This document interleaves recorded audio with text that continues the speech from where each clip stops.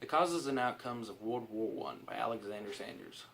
My name is Alexander Jameson Sanders. This is for HIS 132 N01 American History 2 for fall of 2017.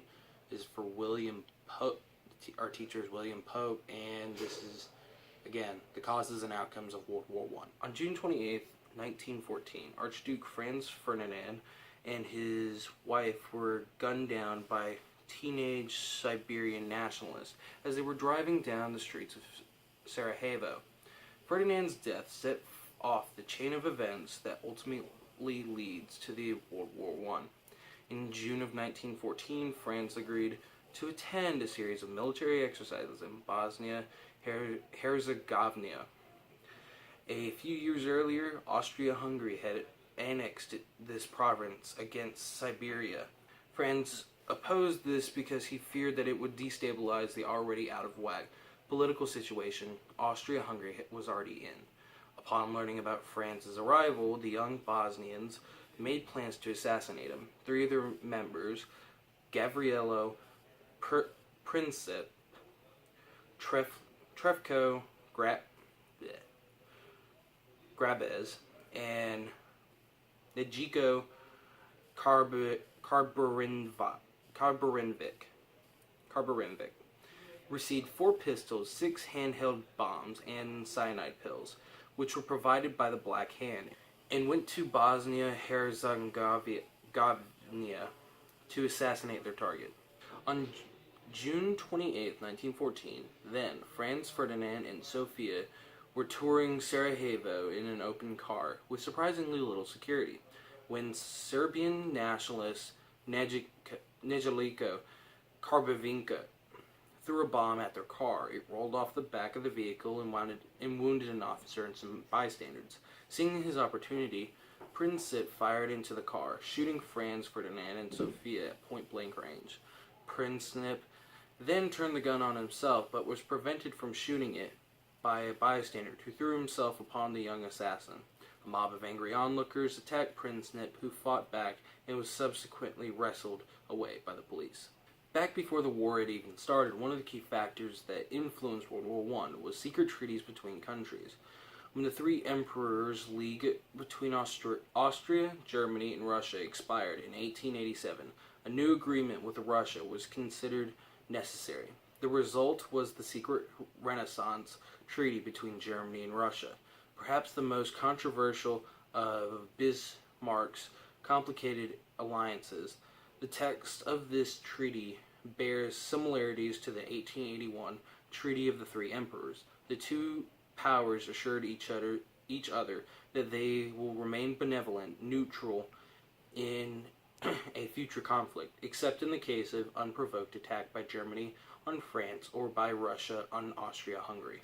Their Majesties, the Emperor of Austria, King of Bohemia, etc., and Apostolic King of Hungary, the Emperor of Germany, King of Prussia, and King of Italy, and animated by the desire to increase the guarantees of the general peace, to fortify the monarchical principle, and thereby to assure the unimpaired maintenance of the social and political order in their respective states, have agreed to conclude a treaty which, by its essential conservative and defensive nature, pursues only the aim of forestalling the dangers which might threaten the security of their states and the peace of Europe.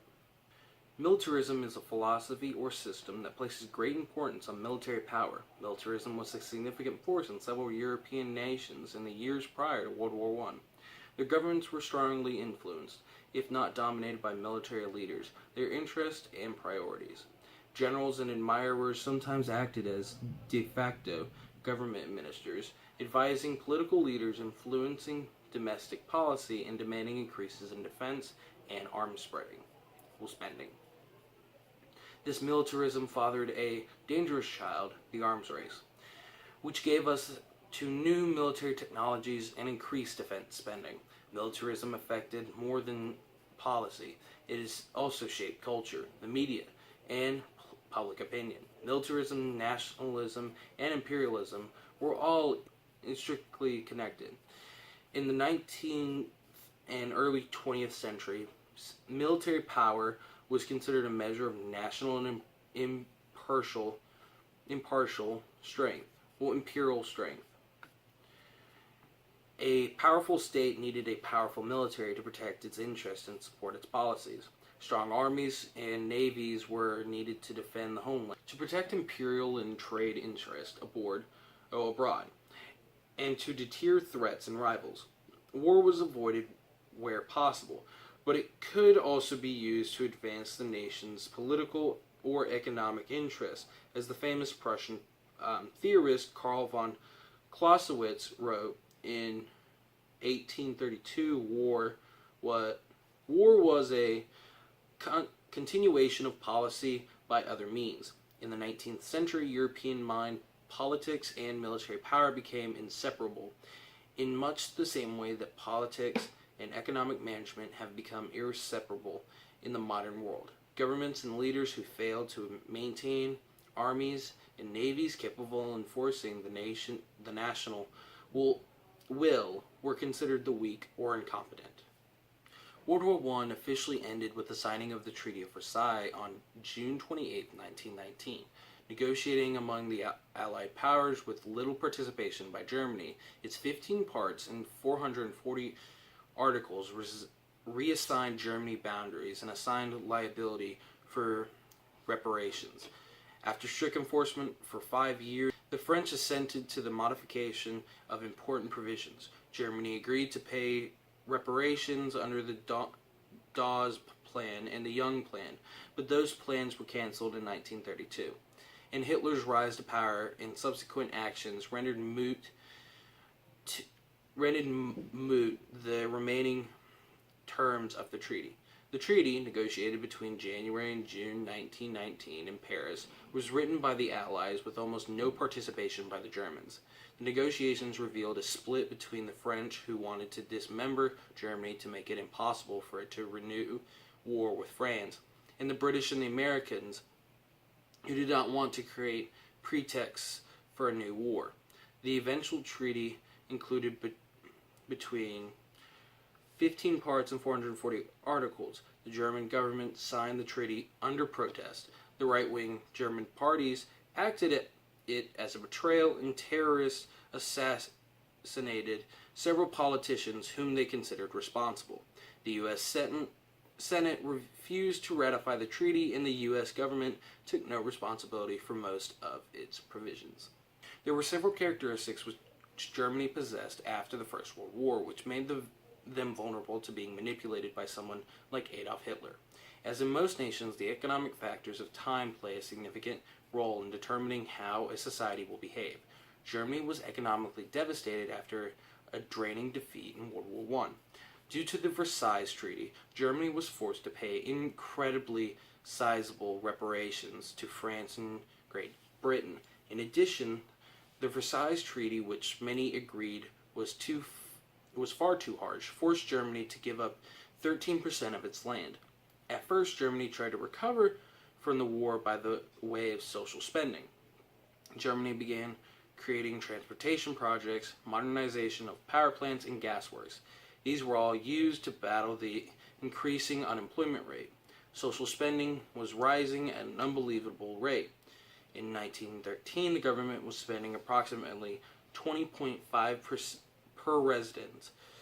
By 1925, it had risen to almost 65 marks per resident, and finally in 1929, it reached over 100 marks per resident. The elevating amounts of money which were used for social spending, combined with the plummeting revenues, caused continuing deficits. Eventually, the municipal finance collapsed in 1930. Although it seems as if the collapse was due to debt, it actually ordinary budgets were the reason for the initial collapse. Municipal officials and politicians were unable to restore order to the budgets. Further adding to Germany's economic problems, the revenue from income tax began in the fall. In 1913, over 53% of all tax revenues was from income, but in 1925 it dropped down to 28%. As the returns of income tax decreased, the government began to depend much more on state trade and property tax. The government also became highly dependent on the profits made from municipal utilities such as electrical power plants.